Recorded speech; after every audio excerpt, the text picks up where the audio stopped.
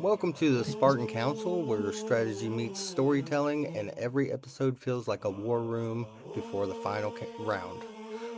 I'm your host, Bella, and today I'm not stepping into this arena alone.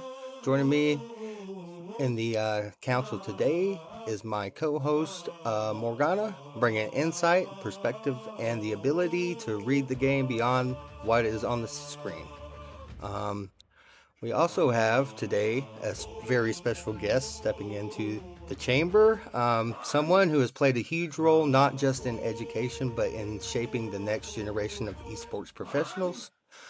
Please welcome Becca Godsey, also known as Caustic Phoenix.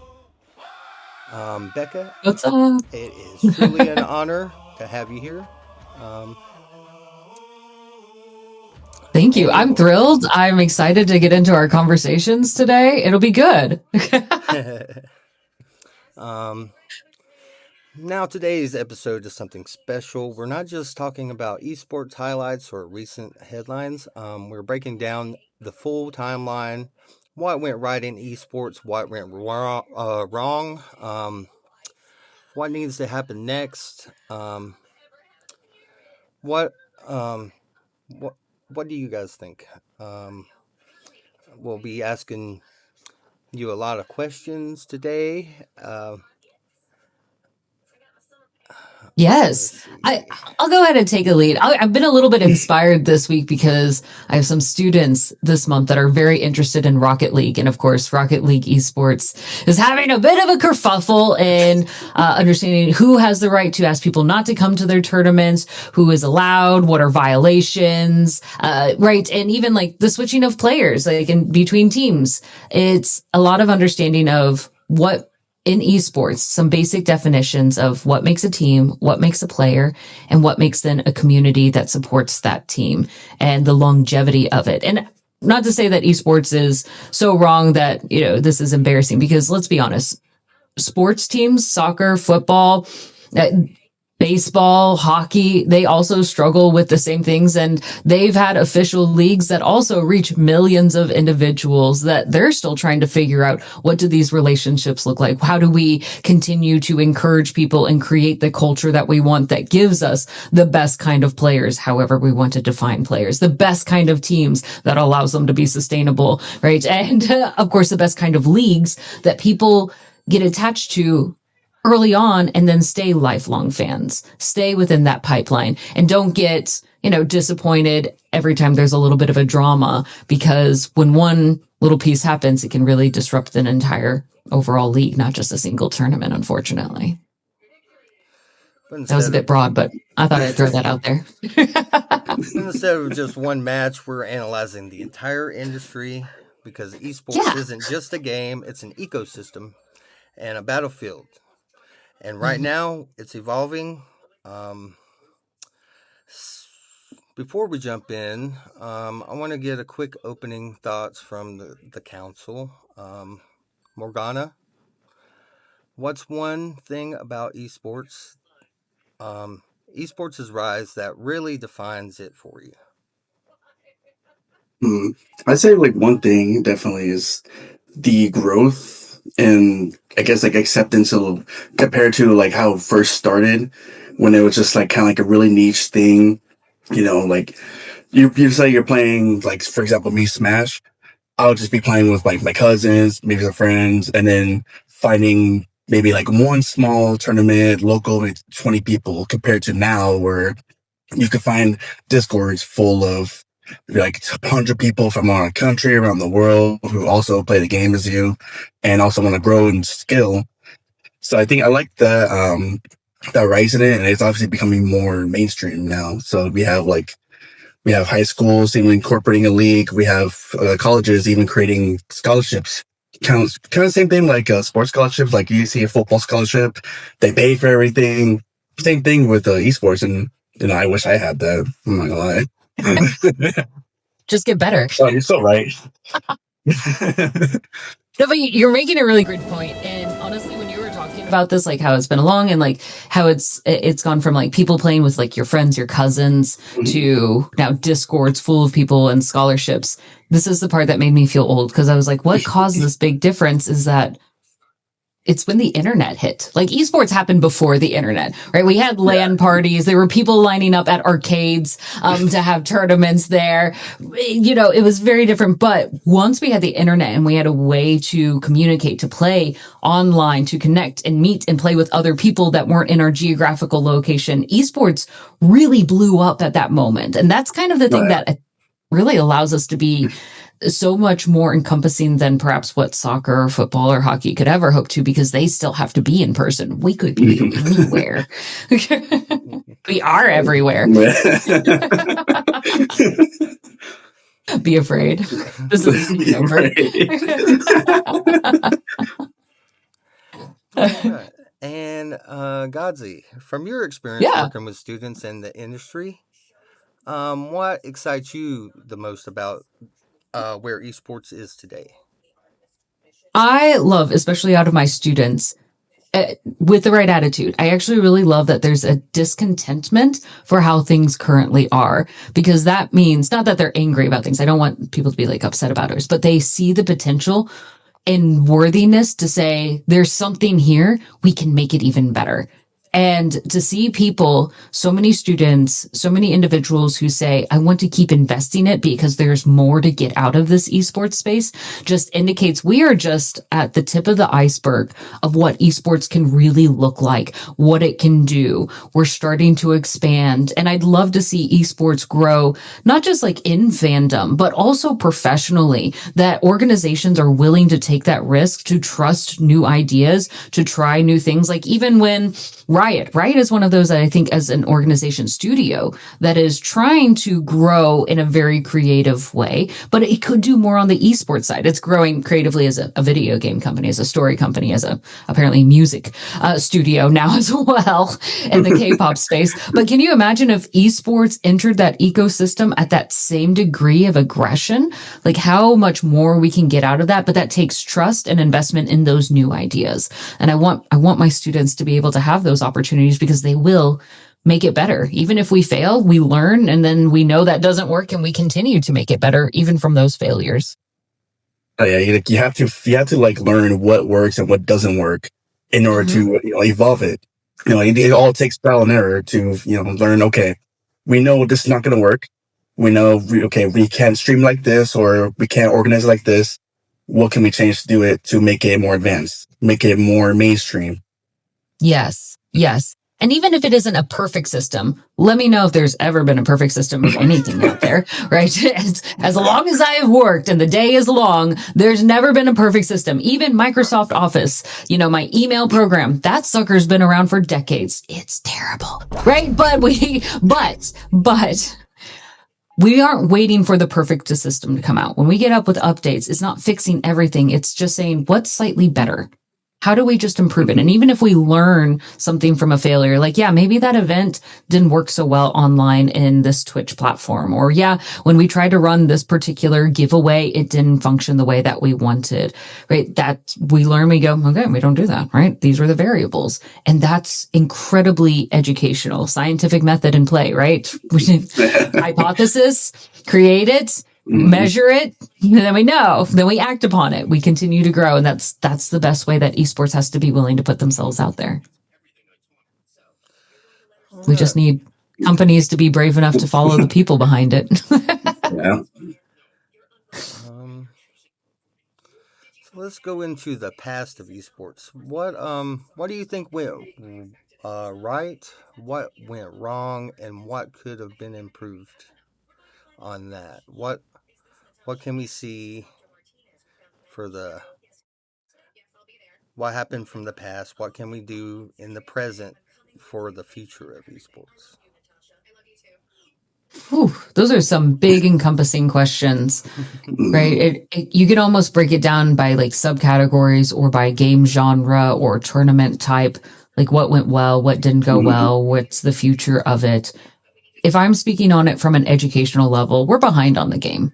Education on this should have happened decade ago, at least, to bring this out and say, here's where we're helping to train people, because that would help to grow and to just create consistency in the space. It's sure there's some incredibly talented people here in the space now, or even 5 years ago, 10 years ago, but they were walking around in the dark.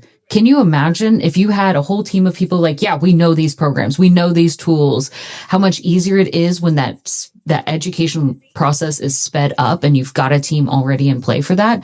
That makes it easier to be braver, to push things further. So I would say we're behind on that. I wish we had gotten there further, but we're catching up now.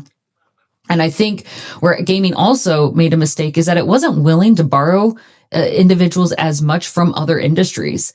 For some reason, it's very like, you've got to be in the gaming space from day one, but there's so much to learn from other sports, from other agencies, right? Like, they pick up the mistakes there and bring it over here into this space. And that's also going to make esports more palatable and understandable. Like if you had somebody who's run the NFL for so long come in and say, let me help run it in the esports space, people will then see the similarities like, yeah, I kind of like video games, but I've already grown up with the NFL. And if you're running esports similar to the NFL, it's an easy way for their brain to say, I understand this, right? So if you're looking to expand audiences, that was a big opportunity that we didn't do. But at least on esports level, especially if we're comparing it to other sports, where we're going right here is that there is a higher degree of accessibility here.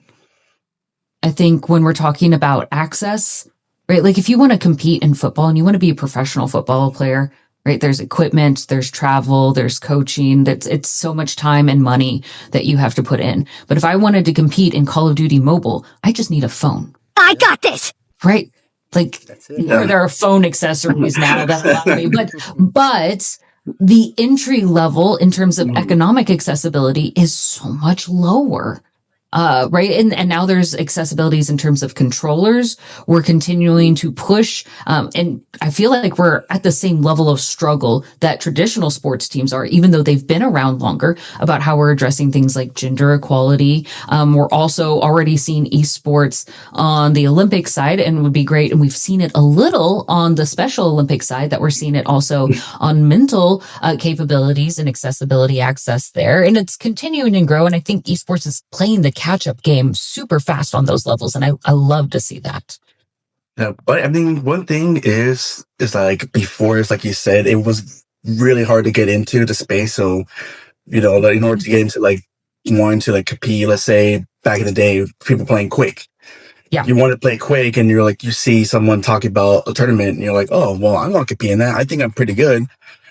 Like since you're not like in that field or you're not in that community, it was a lot harder to get in there. Or maybe someone like now it's a lot easier. It's like, oh, like for example, like I'm not using a lot of like fighting game examples. That's just, you know, where I'm known at.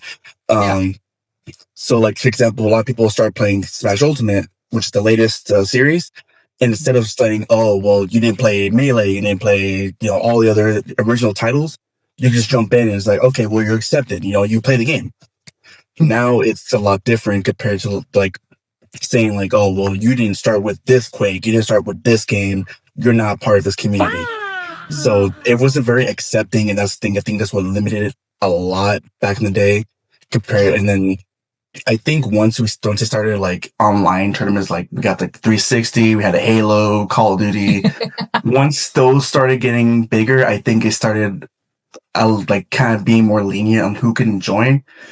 And allowing like, okay, well, you know, we need to grow. We've been kind of like held back. We've been holding ourselves back. I think they started realizing that, but you know, kind of like almost too late to start the growth. Yeah.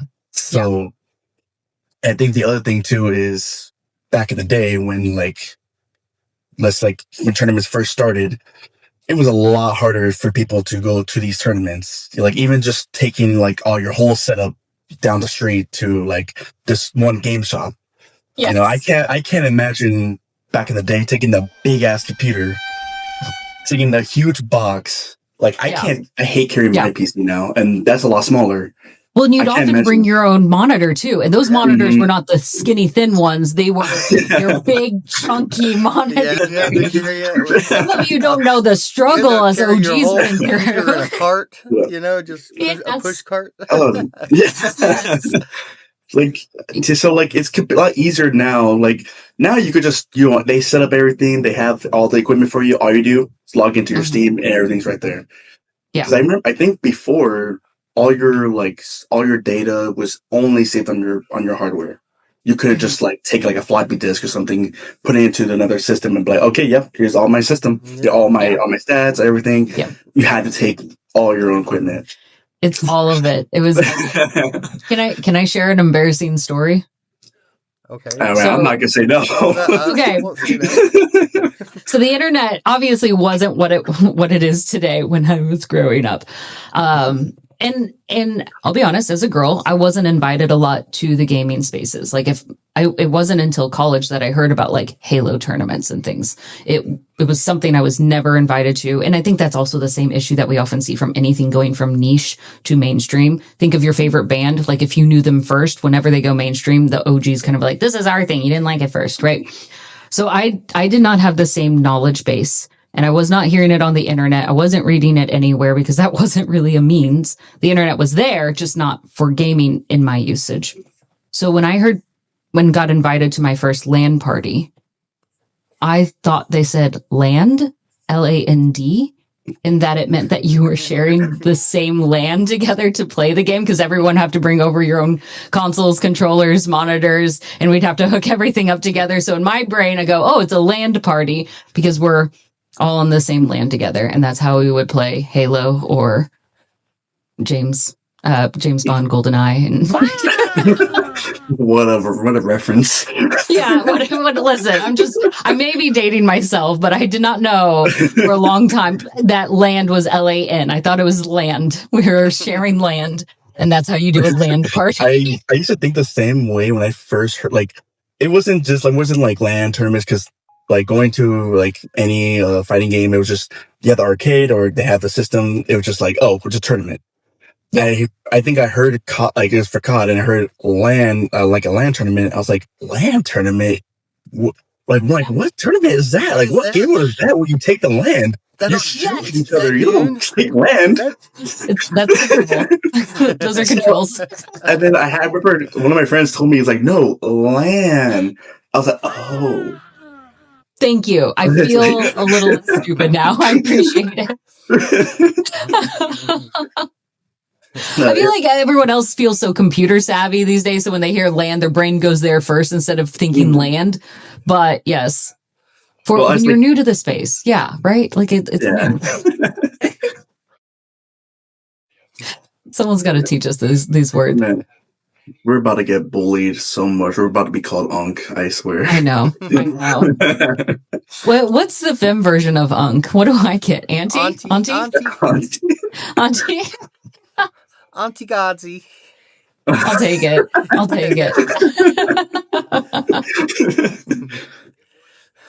So going back to the past of esports, you guys remember like the Blockbuster video tournaments that they used to have, and like Hollywood video tournaments, and now you're making me feel old. Yeah, that was back when they had Blockbuster that no longer exists now. Street Fighter Turbo. I love Blockbuster. I'm gonna say it. Street Fighter 2 Turbo tournaments. Then they had like NBA Jam. I think that was Sega Genesis back in the day. Those this is where esports started, was with Blockbuster Video, technically. Oh yeah, I think. Oh my goodness. Because I think for the younger group. The younger group who were like, I've never even heard of Blockbuster. Just imagine in 10 years' time when you have to explain to the next group of gamers that GameStop used to be a thing, right? Like, your time will come. GameStop? GameStop doesn't exist anymore. Netflix. They just closed like thousands of stores and... Oh, man. Yeah. The moment they go out of business, I might be sad. The thing is, not as sad as got a new owner too. They had just gotten a new owner. Yeah. They had got bought out because they got bought out of bankruptcy twice. Yeah. I think it was twice. So now when I return a game, if I ever sell a game to them, I'll get $1 more. So I'll get $2. Keep dreaming. Hey, I gotta have hope for something. Think of GameStop as now the thrift store for gaming. You're not going to get money back, but you're passing it along to somebody who might need it. That's the best way I've ever heard to put it right now. That's exactly what GameStop is. It's sad. It's rough. It used to be such a community hub. But yeah, like Bella, as you were saying, right? The old, like, it started with things in places like Blockbuster, because that was one of the first social places where you could get games instead of just buying them and bringing them home. That's where you would actually meet people, like in the aisles of Blockbuster, where they were also picking out games to buy in the big giant cartridge cases, like Banjo-Kazooie. And man, that feels the good old days. forever old. The good old days. Blockbuster was how I actually got to play Final Fantasy VII, because I rented it with my older brother. We played the hell out of it, beat it in like 3 days, and I think like the first disc, and then went back. We're like, all right, let's go find the other one. I mean, it makes me sad, just not on the esports level, but gaming level, because like, yeah, you saw it at Blockbuster, and that's when you pick Final Fantasy VII up. Like, it's just browsing. Sure, you can browse on Steam, but it's not the same way, because it's often curated and says this is what you need. Like, it's the same reason like we get sad about books, of like there's something nice about just going to a library and seeing all of them here, like going to a place where you can see all these video games, which, by the way, in case some of you didn't know, your library does have video games that you can check out. Support your local libraries. And they often have consoles too that you can check out with them. Like the Full Sail library, you can check out a PS5. A whole PS5? You can check out a whole PS5, the whole console, and some PS5 games. Yeah, I just never did it because I had myself. But like, yeah, I remember someone, I think Kura told me about it. Yeah. I mean, they don't have a lot, so like if one person hasn't checked out, you're out of luck. But the more people check them out, then they go, oh, a lot of people are interested in this. Let's divert more funds to this. So even though like I know there's only like 2 or 3 games I want to play on a PS5 right now, I'm not going to buy it for $700 now at this point, because those price tags just went up. Go to your library, see if they have it, check it out for 2 weeks, crunch through a game, and then you're supporting local community resources at the same time. All right. Also, when mainstream esports came out, that was back when ESL first started.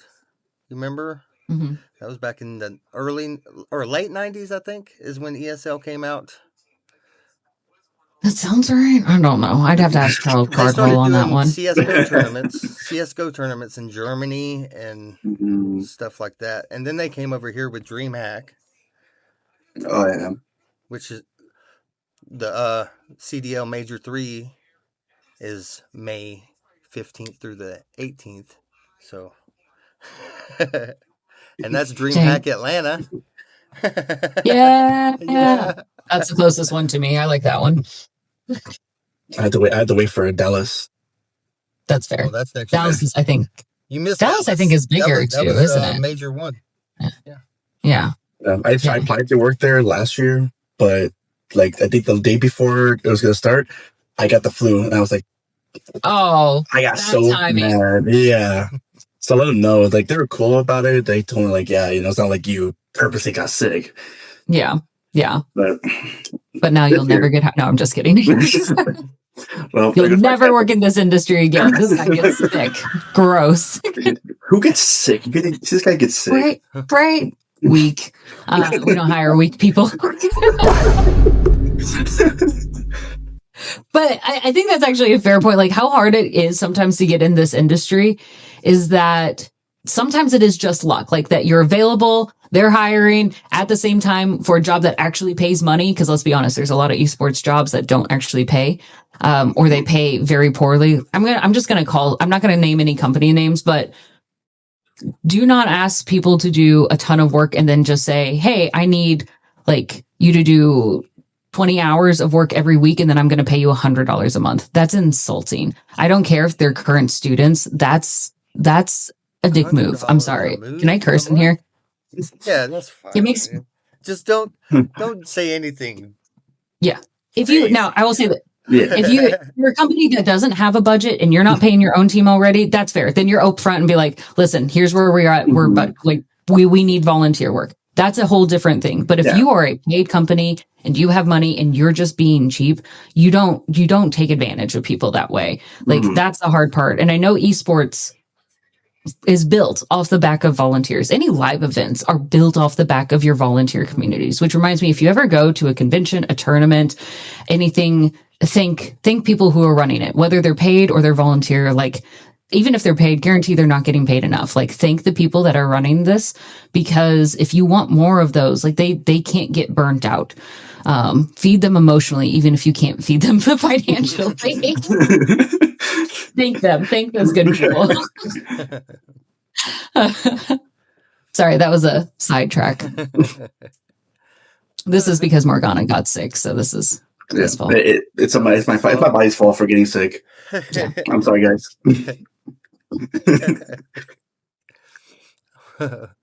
So going back to the past of esports, not just ESL, but when game battles came out, that was when like Overwatch League started and Call of Duty League and all that stuff, right? Shout out to Halo. Halo was in game battles too, wasn't it? Yeah, there were. How did fighting games? Because fighting games have been some also at the very roots of esports. Yeah, especially with just basic arcades before consoles. Mortal Kombat was ESL. Yeah, that's right. But I know, like, after ESL, they started evolving to like their own thing. So, like, Smash Bros got their own thing. Like, Tekken was starting to come up. Obviously, like Street Fighter, Mortal Kombat, and they kind of created their own thing, which was Evo. So, like, now we have Evo in, like, I think it's in Las Vegas. There's one in Brazil, one in Germany, and one in Japan. That's so cool. Oh, awesome. The one in Japan should be awesome. That's the big one, right? That's the one day I'm going to that one. I don't care how. I will go to it. I don't care if I'm not competing in it. I just want to go to, see the whole thing. Just to be there. You went to Vegas last year, right? Or the year before last? Or... Wait, was it?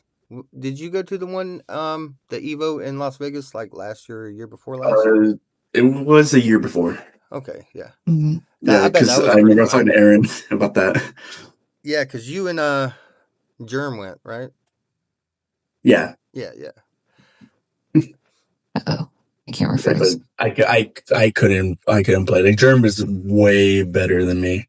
Like, I get whooped whenever I play against. If I ever played against him, I saw him playing. I was like, yeah, I'm just gonna back away, bro. Hey, you respect it. It's great. I know where I am. That's fair. I know my place. At least in the games he plays. If it's Guilty Gear or Melty Blood, I'll run the hands. Oh! Big talk. Or even Smash. And how long ago did like League of Legends tournaments, like esports, start? Oof. That's been a while, huh? Yeah, they were one of those. I think they were like right after. First. Yeah, because I have to remember the timeline of that. I think they were. I'm trying to remember when League came out as a game. Because I remember I think it was World of Warcraft that started it, and then it evolved into like Riot came out with League. Yeah. But I know. Clarify. I don't think people were doing tournaments. Well, they were online, of course, but like World of Warcraft 1, but it was 2 and 3 that started doing more LAN parties, right? Yeah. And then we had StarCraft, Red Alert 1 and 2. StarCraft, yeah. Yeah. StarCraft has still got a community, which is wild to me. I keep forgetting that it's still a thing. The Command and Conquers were great. Yeah. Command and Conquer, Red Alert, that I loved. But yeah, it's kind of fun to see which games continue to survive. And they've had their ups and downs, right? Even now when we look at certain tournaments, like, Call of Duty is still here, but Call of Duty Mobile is getting a lot more attention than Call of Duty proper. I guess I shouldn't call it proper. That sounds like there's the main one, and then there's the secondary stepchild of mobile. That feels a bit unfair. The main one now, because that's the one that is its own game now. Because the new Call of Duty has Warzone and Call of Duty mixed together now. Yeah, so, which Warzone and mobile has better payout, I think, for tournaments. Do they? Yeah, Warzone. They're fixing to do the next World Series of Warzone starting like in couple weeks. Oh, snap. I'm trying to think. What in 2026, do we know which tournament is doing the biggest payout? It's League still, right? League of Legends. I think League. I think the list of highest, it goes League, Dota, Because I know Dota still pays out like a lot. I think CS:GO went up on their pricing. Yeah, they did. Just I recently forgot went up. CS:GO still coming up, and then of course I think Valorant too. Valorant is also higher up, and then Marvel Rivals is also another big Marvel contender. Rivals has higher payouts than Call of Duty. That is crazy. Well, Yeah. let me ask this. Let me push the question to you all as we're looking at like payouts, right? And we know a lot of tournaments, especially for leagues. Like if you're not one of like the top few that everybody already knows, you struggle with bringing in revenue in other ways, whether it's sponsorships, selling merch, subscriptions to streaming, Patreon, bonus content, all that stuff. If you're not one of those, is it better for tournaments to just do one big payout for finalists only, or to continue to do maybe less, same amount of money that they're giving away, but to lessen the big impact and kind of spread it out to encourage and help the growth of esports teams and their sustainability? So maybe So like like a top so instead of like pricing, only like some, First through third wins often sometimes, Yeah. like prizes. You So get instead first through of- third, yeah. but top 6 maybe, or top 10 instead get some prize fun. I think for I think like a Worlds, usual top 8 would be like a good start. Worlds I You know, think so pays like out till top 12 or top 10. Yeah, So they do top 12. So they're already doing that. They're like, yeah, obviously. What if So I they think they extended that to had the top idea. 20? Yeah. yeah. Well, because that's a question of like, if you win, you're not like, if you're in first place, you're not going to have any trouble getting sponsorships. You know, if your jerseys and travels already paid for, you're not spending money. But if you're not one of the tops, then you need money to afford better coaches, to pay better for better players, whatever it needs to be to actually be competitive in the space. And that would make the team then more competitive, especially because, right, how we do recruiting of players in esports is that players really just get to choose and just pick the one who has the biggest contract. And as long as they can pay a broken contract out, they can leave at any point in time. Yeah. No, but that's another tough thing with like, especially like now, is it's still kind of like players still have to do everything on their own. So Yeah. like for even like once we were talking about this once, like let's say someone in collegiate, they're playing esports, they're like helping the school get to nationals. They go out on their own, they go to their own tournaments, they're getting top placements. But then once that ends, they kind of like on their own. They have to look for everything on their own. They have to try to find a team on their own, pay for tournaments on their own. So That's it true. makes it a lot harder compared to like someone who already gets the I don't know, there's just show. They're already seen, don't have to worry about paying for anything. It's like, oh hey, I'm gonna go to this tournament and their sponsors paid for it, they're paid for everything, just have to show up and play.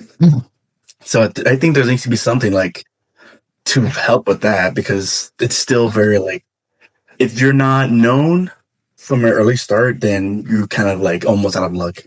Yeah.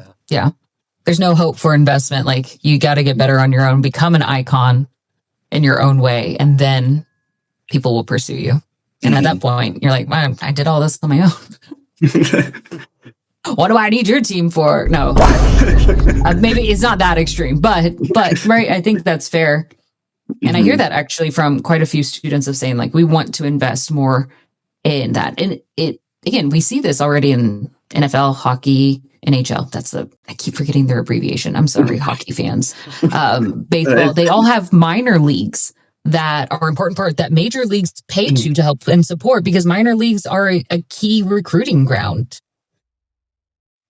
Like one thing is like, we said, like from what I've seen with football, what they do is with like colleges, so they get they get a D1 scholarship and they finish their year. So their senior year, they have a chance to go to this camp that the NFL hosts, and they can show off, like they do different like a 40-yard dash, they do like different drills for whatever position they play. And they can show off to these different coaches in the NFL. So something like that, I think could help students in, collegiate leagues. Once they graduate, right before they graduate, they have a chance to go to like join like a minor league Yeah. play with like a temporary team or play with a team to show how like their skill level, what they learned, and like start building their career off of that. Start getting sponsors, start getting their recognition, so they can eventually start working on their own to get to like something like a pro level. Yeah. Yeah. I love that as concept. I'm going to play devil's advocate here for a second, because the hard part with that is assuming that as you get to that age post college, that's when you're a prime player. But we see oftentimes it's 16 to 20 as often pro player age in some game genres, right? And so I'm going to give this out to my student Quentin, because he actually pointed this out in class, and so I want to give credit to him, because he's like, that's the hard part. What he was dealing with is that they go from pro player, then they go to college instead of college to pro. It's flipped because of when recruiting happens. Like, there are teams that are recruiting. I mean, they're not supposed to recruit 14-year-olds, but they're soft recruiting 14. And so when they become 16, they've been kind of primed in that because, your reflexes are real sharp when you're that young. Yeah. Yeah, I do know of like colleges doing that. Like they, I'm not gonna say the name of the college, but I do know one that they recruit a lot of pro players. Like, these are already well established players, and they'll give them a full scholarship just to play with the team. It's not, it's a different game, and it's so different than what we see from other sports, because it is the NFL can't recruit 16-year-olds, but Rocket League can. It's a different ballpark there. I think Call of Duty is 18 as well, I think. So. Yes. And some of them, that also restricts their tournaments, because if the tournaments are sponsored by companies like Bud Light, then that has to go up to 21. Yeah. So if you have any alcoholic sponsors, which I think Bud Light is, no, there's a few others. What other alcoholic companies sponsor in the gaming space? I haven't seen Bud Light. I have seen Bud Light. I know, I forgot which tournament they sponsored, but I have seen that. I did one with them for NBA 2K. Maybe Michelob or something. What seems like a brand that needs a new audience? And they're like, let's just try gamers. I mean, Red Bull's in this space, but Red Bull at least I still think they focus only on 18 and older, even though 16-year-olds can compete with any Red Bull sponsorship because it's just an energy drink. Yeah. But maybe that will change with the young high schooler that drink too many energy drinks, and they're suing the energy drink now. Red Bull is an esports sponsor, and then you got Monster Energy is also an esports sponsor as well. That's right, Monster. You got to have the competitive brands. That's right. That makes sense. But so that can create some minimal restrictions, but still, like it's kind of funny. You are talking 18 to 20-year-old, typically like professionals. They're signing full-time contracts, competing with teams, and then they go to college. And now I'll play for a college team at the college league. It's true. Like at this, at least what I see, right? My thinking is, at the same time, there's lots of players who, like, for, let's say, before they started college, they don't have the time, they don't have the money to go out, like especially, like, they need to go to different tournaments to build their rank, to get their PR, to get all, to get their name out there, and maybe they don't have the money to do certain things. So even something like a JUCO, to have that opportunity to show these players, show them like either different teams or even different colleges, kind of like the same kind of like recruiting that like universities do for I guess normal sports. Yeah. Trying to grade that distinction. But I think you're right there, right? Like there is still more, and college still provides one of the best prime opportunities for esport athletes to be esport athletes, to get the support that they want and need, and a team and a coach to invest in them, and a community, and right, like there's great value. The collegiate esports is a necessity. The challenge is figuring out where does it fit into the esports pipeline, because it doesn't match the typical athletic pipeline that we see. So like that's the one thing. I do have a question for you, Godsey, is as obviously we see esports probably like as mainstream as it could probably get, but obviously there's still room to grow. But Yeah. as it does, do you think there's going to be anything that can connect esports with traditional sports? So like maybe instead of like only streaming on Twitch, they started like getting contract with ESPN. Started like kind of like what you say, like they started They like have a little NFL. bit. There have been some esports tournaments on ESPN, more on ESPN2, not on ESPN proper, but we have been on ESPN.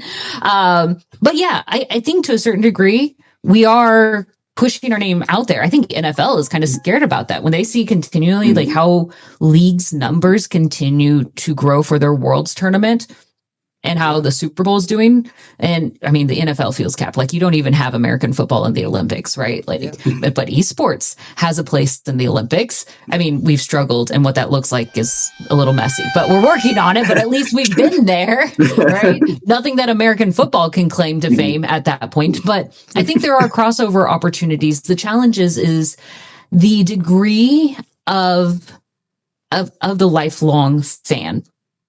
Football and the fans and getting people to go to the stadiums is because it's not just that they really like the team. It's because they grew up in a culture that likes the team. You grow up in high school and every Saturday or Friday night, a majority of your school is at the football games or at the basketball games. You're taught that. Even like I didn't care about football in high school, but I was there because that was the social experience to meet with my other friends, because that's where you meet other high schoolers when you have no budget, right? Like, so you go there, you're taught this is what we do. Your parents take you to those things. I mean, I don't really like basketball, but when I'm watching college basketball with my dad, I really like basketball and I've got a lot of words to say then. It's the culture that you're raised up in. And that's where esports, if they want to compete in that same physical stadium level that regular traditional sports has, they need that long-term culture where people don't just see it like as a one-off or they think about it, but this is something that they do regularly. It's this season. We're going to this. We go every year. That's where you're going to be able to get those same numbers and the same type of investments and investors. I think the other thing that like I've kind of noticed is with traditional sports, like you said, like football or basketball, there's a culture that welcomes everybody. So people who don't even know the sport, they want someone who can they've never seen a basketball, they don't know how, like the rules or what's going on. No. But there's a culture of like, hey, you know what? You should, come by. We're still gonna welcome you. We can still watch it. And I think there's still a little bit of a window where in esports, it's still kind of like there's still a little bit of like push for a lot of people to come in. Yeah. So I think like there needs to be like just a little bit more of a welcoming space. Like, you don't know the game. Well, here, like you still watch it. We'll help you. We'll tell you like what's going on. Because I know it's like a very different, like someone watching COD, they don't know like what's going on. They see who's winning. they see pew pews, but that's about it. Or they'll see Overwatch. Yes. Oh well, I don't know what a hero shooter is. I don't know what these characters' abilities are. Or someone sees like a fighting game, I don't know what they're doing. They're just moving all over the place. But I think like making it like so where it's simplified, where we kind of simplify the explanation for them so it becomes more welcoming and like not I don't know what the word is, but basically just like I said, like allowing people to just watch anything without like having like well, you're not doing this, you didn't play this, so you're not allowed to play this. That we're not keeping it, or you don't have to have information ahead of time to enjoy it. If I knew nothing about basketball, it'd be easy for me to pick up that when ball go and hoop, good thing, right? Like that's it. I don't need to know about any of the positions, right? Like that doesn't matter to me. Like same with football. I can tell like if they get to this one extra bar at the very end, we're good, right? Like sure, there might be a few times that the wrong person catches it and we could be surprised, but then everyone's surprised. You're not thrown off there. Same with hockey. But you're right. When we're talking about things like Call of Duty, that's harder to tell of like, when are we winning? Because there's not one clear to say like they did it. Like, yeah, they killed someone, but that may not be enough when they take out an opponent. Or even with League of Legends, right? There's all these little checkpoints, and then they took down the dragon, and then they're like, what does that mean? What is that good? Did they need to prioritize that? There's a lot of extra side quests. It's the same reason why chess continues to also struggle with being big like that. But even with those, that's where we look at like sideways of one, how do we make sure that our casters or pregame is helping to welcome people in and give basic language. It also means like with our community that do love us, how are we teaching them to teach others? And it doesn't have to feel like formal education, right? But like basic explanation. Because if you don't have friends who can explain it well to you, you're not going to learn. You're just not going to go for it. And how do you also just make it generally engaging? Like when I go watch hockey, for the Solar Bears here in Orlando, I know there are hockey rules, but all I really want is to see them get hit against the wall and then the music plays. Are they getting their fist fight? Oh, it's great. And I get the seats right behind the outbox, so we get to yell. It's That's fun. The only reason I play any hockey games on my it's just then a fight. Fun. Yeah. I mean, hockey is pretty easy to figure out, but it's a fast moving game. And if I don't, I know the part that has easy entryway. And again, it's very entertaining. I think Worlds was on the right track. I'm sure it was only like 1% or less, but when they had Imagine Dragons as the opening band, there might have been some people there like, I just want to see Imagine Dragons. So I'm here. But that kind of branch out is saying, how do we make it more welcoming and entertaining and exciting for people who are not hardcore and have been following the teams? Like I can watch the Super Bowl, even though I didn't see any of those previous games. I didn't care about either of those players. Was what I yelling at the screen? Yes, I was yelling at the screen, of course, because that's what we do. But because you're spot on, I think you're on the right track of saying there is a discrepancy. How do we break that discrepancy? How do we get to that same level? And that is multi-tiered, right? It's the organizers of the events figuring out how do we make it welcoming and exciting for everyone?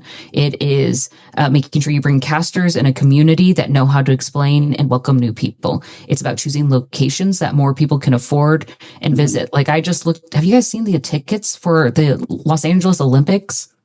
Ridiculous. Ridiculous prices. They're like, oh, tickets will be $28. None of them are available. The cheapest ticket I was able to find was for $103, and it was for Nashville. A soccer game in Nashville, not even in LA. And the minimum price tag was $103, right? So, so you're asking like, how do we make it more accessible? If I'm trying something new, I don't want to spend a whole lot of money into it. You're asking the right questions, and I think you've got the right ideas too. It's just, that's something that takes time and investment. At least now esports has been around long enough that parents are having kids that are growing into it. Makes it easier to pass that along. Definitely a lot harder than I tried. Yeah. I mean, I would love it to see more tournaments of like, let's invite middle school gaming clubs. Give them some seats. Invite them in. I know Worlds is too far for like asking high schools to travel to it, but can you imagine like if you got a scholarship that you got to go to Worlds, way to invest into that future for some high school students there. Be great. I talked for a long time. I'm going to stop. I'm sorry. Do you think the scene is growing or hitting like a reset right now? I don't know. You could see some growth happening. Like it's very minimal, but it's right above the line of like going into a complete halt. Yeah, I think like we have like the grassroots teams that are coming up now.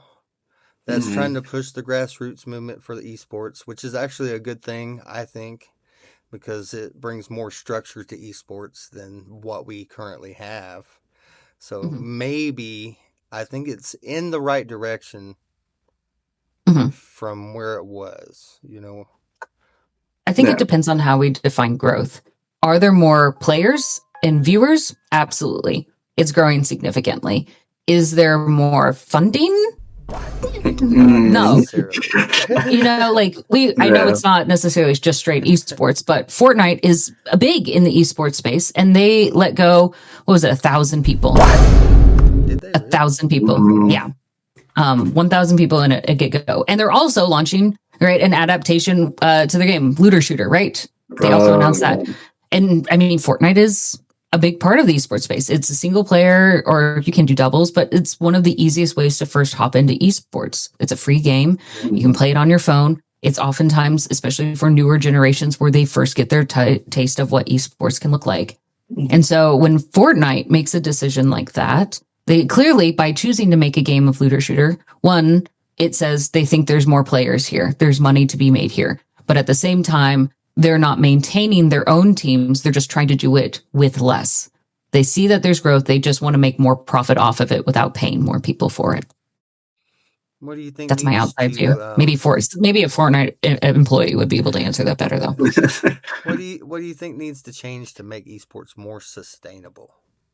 Well, okay. Well, one thing I can at least say is, like, going, I'd say, like, maybe a couple of years back, it was kind of like, it was kind of still with, like, only seeing the same players at the top. So, like, League, you'd always see T1, you always see Faker. Like, it was the same top players instead of, like, new skill coming up. I think now we're starting to see that. I think it's like, we need to highlight more of these up-and-coming players. Mm-hmm. Because it shows, I think it would show that, like, for, you know, anybody else coming into the scene, hey, you have a chance to, you know, be on top of that pedestal. You could be shown, you know, it's not just going to be flooded out by all these top players. You know, it's like, you don't have a chance, you know, you might as well not start. Give a chance to let someone start playing and start growing more. It's the investment in the future, because when those big names now, I'm going to say die, but, you know, like, their career dies, right? They're too old. They stop playing well, right? Whatever it is, because we will all get to that age at some point. So when their career dies, does the league die? Because now nobody has been invested in new names, and it takes a long time to trust. So if you build that in now, that's a smart investment. I think there also needs to be a lot of reframing on how people view esports. I'm going to put it in the same sense of, like, film, because I thought this was really fascinating. So let's say you make a documentary, and there is a big difference on how much ad money you can get if you are a well-known name. Even if your documentary is the same documentary, if you come from a well-known or credible name, you can ask for more money. If you're brand new, you're lucky if Netflix offers you $5,000, even though you may have invested $84,000 into making it. Do you guys remember Good Mythical Morning? That YouTube? I do remember them. Yeah, they were fantastic. They're making, obviously, they were getting more views than CBS on their peak days. Really? But when it came for advertisers, oh yeah.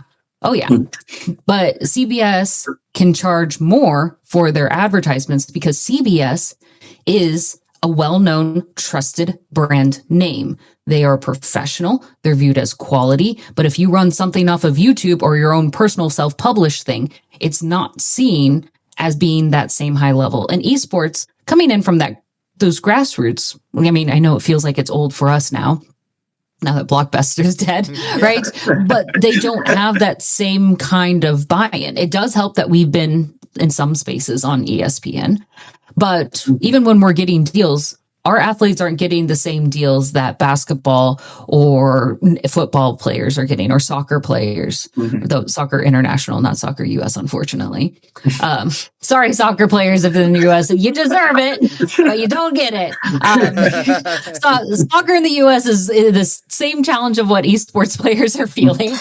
But that's because they aren't seen as legitimate. If you publish something, even if you get paid by Netflix, versus if you crowdsourced and kickstarted it all on your own YouTube, it will be viewed as less because you went your own personal route.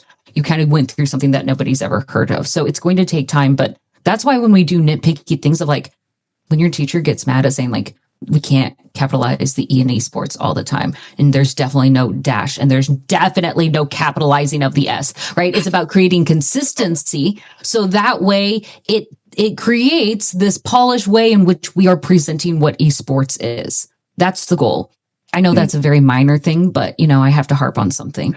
but it's all of these levels. Like, if we have players that are engaging in domestic abuse, in harassment of their peers, that doesn't look good. You're not going to get people to sponsor you, and it's not going to build you up. Sure. Does the NFL have it? Yeah. Few and far between, though, because they have the PR to cover it up. We do not, because we have 16-year-olds who are tweeting about their drama instead. Right. So there's a lot of PR work that we have to do to be able to push ourselves up. And again, part of it's just going to take time. Are we worthy? Absolutely. We've got a lot of talent. We're dealing with the same things that others are. We just don't have the same resources and the same money in yet. It is going to happen, I think, eventually, but we have to do a lot of maintenance and showcasing that when we say like ESL or whatever league that it is, it's worth it. It's on par with what you would see with ESPN. It would be on par with an NFL league. That's repetitive. NFL has league in its name. My bad. But you get what I'm saying here. I shouldn't call myself out. No one would have cared. But that's where, if we want, we have to make sure we're doing the rights by ourselves. Mm-hmm. You can't just be really good or have a lot of fans. Think Markiplier. Markiplier came out with Iron Lung, but so many critics of it said his film did well because he's a YouTube personality. That's it. It shouldn't matter, though. No, it shouldn't, but it does. And they dock it because, like, oh, he has a lot of, even despite there's tons of YouTubers who have tried to make their own films and funding, and they've failed.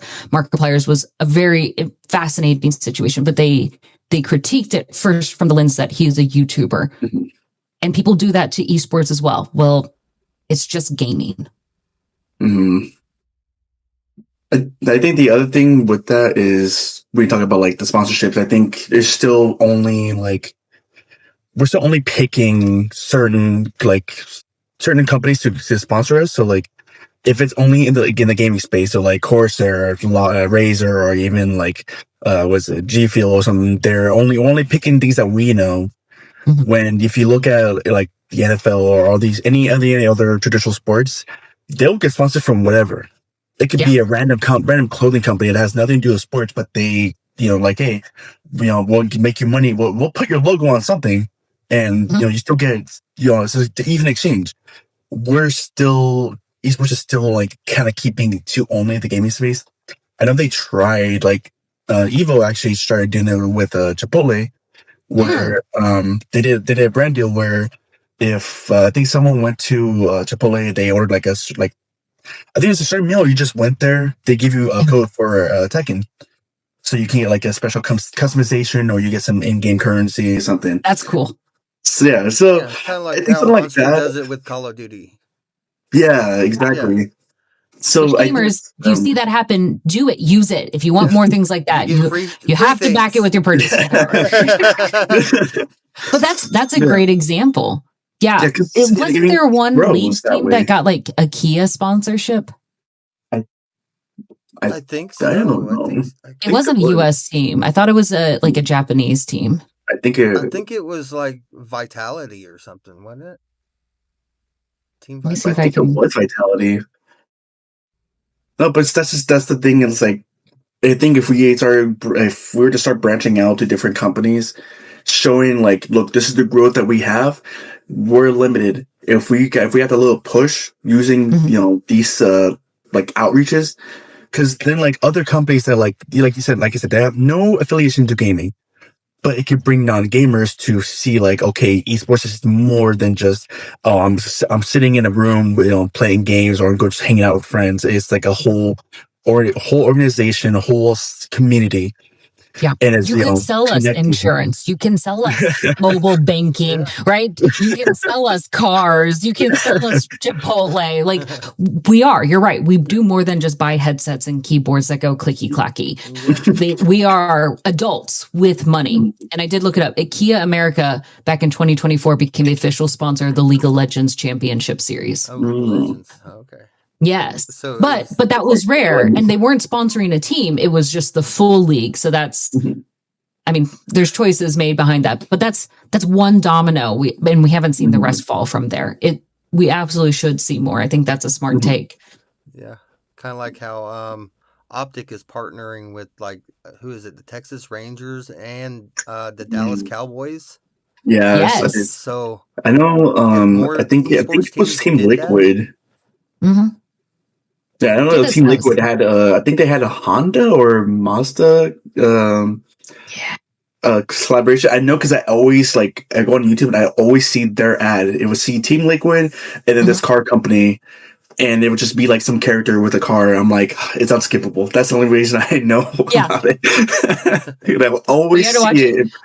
Yeah, but that's how You they mean you didn't skip it to sponsor it, right? Like to say, like, look, this ad was effective, and I did watch the whole thing. And I think at one No, point I got LAFC annoyed was. by it. Okay, if they wanted to annoy me, it worked. Okay, Yeah. Fair. but I think like I said, like going out, branching, and kind of accepting non gaming. You know, like as probably we would say, the normal people. Yeah. Like, you know, Non not gamers. every year we can bring in people who aren't gamers, and you know, bring in these companies, get it out, bigger outreach, and that will allow us to grow. Because all these any other like field, any other traditional sports, anything like that, they'll branch out to something that's not in their community and get the bigger outreach, get bigger sponsorships, and you know, brings their viewership up. They can have bigger events, you can even bring in celebrities. So, like, I know they started doing that a little bit, especially with Game Awards, but you know, it's still like I still think it's in its early stage. Yeah. You know, when I know we've made it is when moms know who the esport winners are. That because then that's when all the other things matter. Because I mean, in the US, still it's typically moms are more the stay-at-home, or even if they are also working, right? They're doing a lot of the household decisions. Like they're the ones who decide what washer and dryer you buy. They're the ones, right, who are out buying the groceries. They're the ones they're making a lot of those decisions. They're the reason why they're buying the Honda van, right? Behind it. And so when moms, yeah, moms recognize it, that's a big deciding factor around decision making. And I mean, you'll see it. There's some moms that get really into it, and that's why it's great to see middle school and high school esports evolve, because moms at those levels, sport moms are intense, right? I don't care if it's football moms, soccer moms, right? They're scary. They're scary. And now we need the esports moms. They're going to be the great driving force. And when we get an army of esports moms, it's all over, right? Like when you ask, right, 7-year-old Billy's mom, right, who she's cheering for at Worlds, when she answers and she knows, that's when you're like, we've made it. We know what's going on, because they get intense. They know the rules. They'll advocate for their kids when they're going to tournaments. We've seen it happen at NACE. Sometimes the parents are a little too intense and they're wrong, but we love the energy they're bringing because it's the investment in the esports, because they're no longer the parents that go, well, it's just gaming. They're like, this is a career and my child loves it and they take it seriously, so I'm taking it seriously. Exactly. That's how everybody should be. Yeah. It would definitely it was way different with my parents. They did not accept it until I started winning actual money from tournaments, and then they're like, okay. Oh, you can get a scholarship? Maybe we should do this. Yes. I did get a scholarship for my old college in Arizona. But I was like, I think it was only the 2 years it was up, and then that's when I'm glad you made the choice you made. Let me just say that. I'm glad you made the choice you made. I did get to go to your class, so it was fun. Yeah, thank you for the 1 month. We had a lot of fun. No, you're great. We had a great time. I still had you for my final project. Yeah, that's true. That's true. So 2 months. But see, like that's the point. Like when middle schools and high schools and colleges invest in it, even though they may not be the ones that feed into the pro, they're the ones that are building the communities. They're the ones that are changing the parents' minds when you go, oh, you can get money for this? Oh, you can get a scholarship for this? Oh, this can go on your resume and colleges will like this? Yeah, you can. And that is what's going to help change the sentiment a lot. So even though, sure, the collegiate team or league isn't as competitive as the professional league, right? It's still very valuable and a key part of the esports ecosystem. And it needs to be invested in. Leagues need to invest in that outside of their immediate league if they want good competitive players coming in. And I know we didn't even discuss what is a good player besides just winning, because I think there's a lot to unpack in that in the esports space, but maybe that's a different episode. Any other questions, Morgana, that you'd like to ask? I mean, I don't know. we did cover a lot. To be We did fair, cover a lot. yeah, there was a lot we talked We about. actually went over our limit. So we're We're doing just pretty talkative. good. We're doing good right now. Hey, we Um, just got to be yapping about this. If people have other questions, I'm just going to say, like, put them down below. Or if you have any corrections, you're like, actually, I know the payout for Dota in 2026 was this. Let us know, because it's good to keep updated on this, but it's just also a reminder that the esports space is so freaking vast, right? I'll be honest, I know very little what's going on in the fighting community. I'm glad Morgana is able to provide that insight. Bella, you know way better about what's going on in Call of Duty than I ever will, right? Like, the esports space continues to encompass so many things. I have a pamphlet alone that says like 100 jobs in esports, and that's like 7 years old now. Like, that has evolved since then. There's so many different ways and so many different avenues in which esports can exist, and sharing that knowledge, being more accurate with it, always helps. So if anybody ever has more questions or added comments from it, I'd love to hear them. Those are always welcome at the end of the day. definitely. Just like let us know. Tell me if I'm wrong about it. Let me know. I want to know I want to have the right facts about things. Yeah. Yeah. Especially if it's your lived experience. You're like, I was there when the Atari came out. Back in the. I was there during the Quake tournaments. I know more about it. Tell me. Yes. And you got pictures even better. Did you all ever see like one of the old DreamHack pictures from their convention where it's just like this massive, looks more like a gymnasium instead of like a convention hall with all the old PCs and That's people like camped out the there. ESL website, I think. Or yeah, I think it might still actually be on that website. Because they actually took the website kind of down, but like only for like Call of Duty, because they had Call of Duty on there. But then Microsoft bought out ESL and Game Battles. So then they turned all of that Game Battles merged with the ESL and made Face It. Oh yes, that's right. So yeah, now they're the ones behind DreamHack. Yeah. Yes. I forgot that. Yes. Just a few shifting of hands. It's like the finding the ball under the moving cup sort of situation. Exactly. All right. I feel like that's a good ending spot. I think so. Before we have like, I feel like anything else will be a whole new book to open up at this point. That's just going into a whole new, whole new episode. Any closeouts that you would like to add? Any closeouts? If you want to support the esports space, even by watching teams or players or streamers with it, buying things using your power, liking their social media posts. I know those feel like minor things, like just to add a like, but as those add up, they really do make an impact when we're trying to justify it to others. When we say like, yes, our stream is like a billboard. Here's how many people are viewing it, right? Here's how many people are actively chatting in it. Those kind of numbers are important to help pulling in, and those numbers get more money, which helps with sustainability.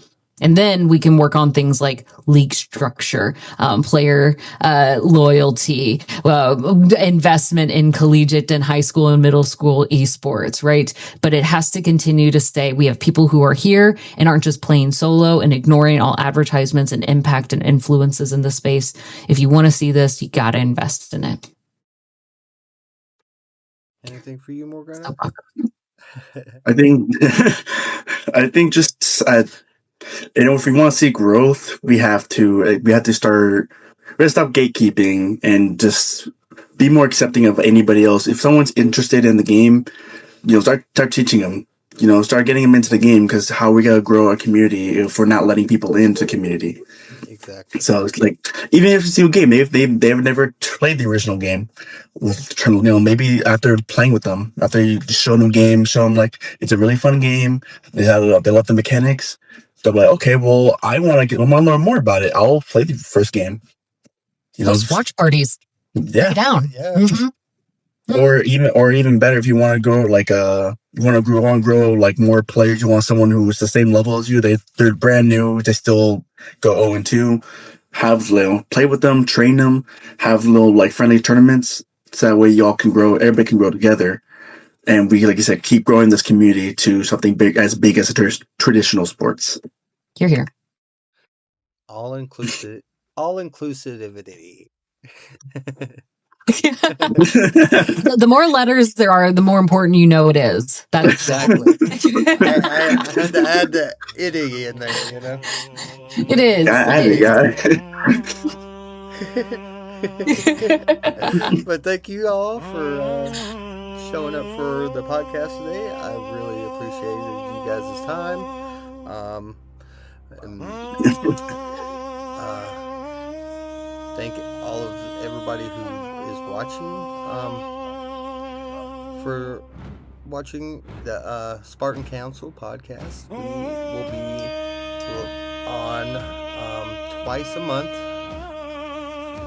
So I think it's a good start. This was a very good first episode. We set the bar high. Yeah. The council has spoken, and we have not granted you the rank of master. Stay tuned for more, maybe you will.